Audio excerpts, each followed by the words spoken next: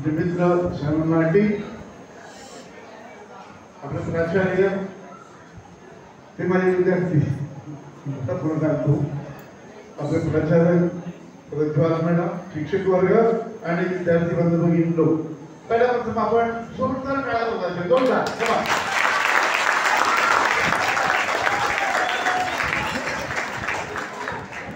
Okay. त्या कुणासाठी टाळ्या होत्या, माझ्यासाठी नाही, हे स्टेजवरील मांड्यावरील नाही, तर तुमच्यासाठी या टाळ्या. त्या कशासाठी टाळ्या की जो दिवस आपण साजरा करत आहोत ना, त्या दिवसामध्ये हॅलो नो टॉकिंग, 44 वर्ष शाळा कॉलेजेस सापडलेली आहे, 44 इयर्स.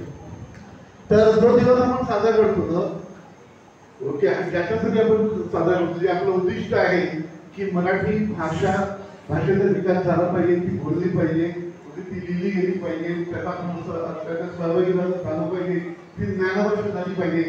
ह्या सगळ्या गोष्टी आपण सगळेजण करतात.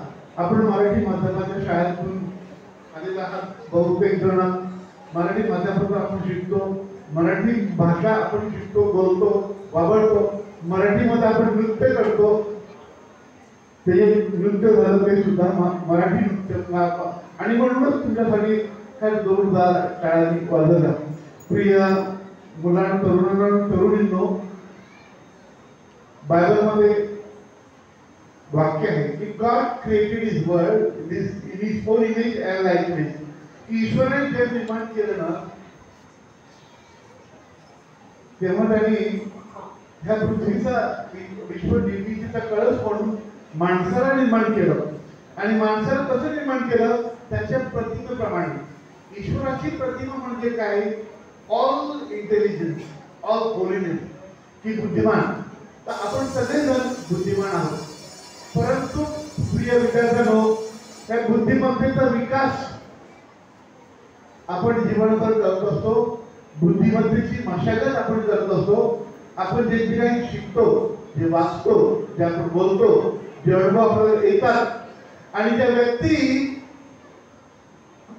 बुद्धिमत्ता घेऊन येतात आपल्याकडे, विकसित बुद्धिमत्ता आपल्या लिखाणाद्वारे, आपल्या काव्याद्वारे, आपल्या इतर लेखांद्वारे, आपल्या नाटकांद्वारे त्या व्यक्ती आपल्या बुद्धिमत्तेची मशागत करत असतात.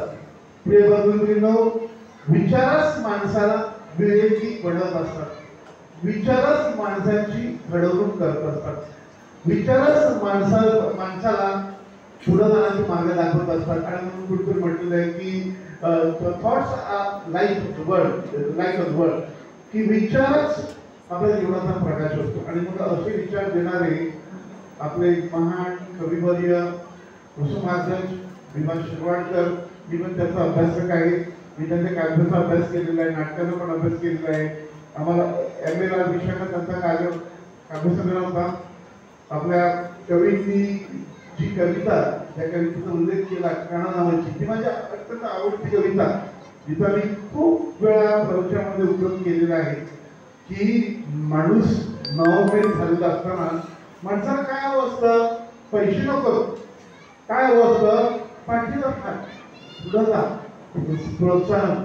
तर विद्यार्थ्यांनो, आपल्याला भाषा बोलण्यासाठी, शिकण्यासाठी प्रोत्साहन मिळत राहावं, म्हणूनच अशा प्रकारचे कार्यक्रम हे आयोजित केले जातात.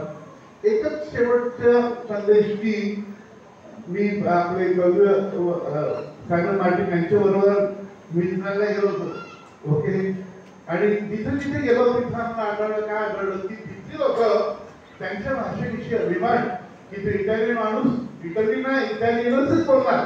त्या प्राईम मिनिस्टरने, आता जे नवीन प्राईम मिनिस्टर मॅलेडी म्हणून, त्यांनी सांगितलेलं आहे की तुम्हाला इंग्रजी येतं नाही, परंतु तुम्ही इटालियनच बोलला पाहिजे, इंग्रजी बोलला तर तुम्हाला दंड होणार.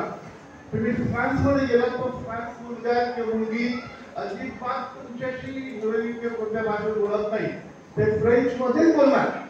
तर प्रिय मुलांना मुलींनो, अशा प्रकारचा स्वाभिमान की मी मराठीत बोलणार, मी मराठी आहे, मी बोलणार, ती ज्ञानभाषा असली पाहिजे.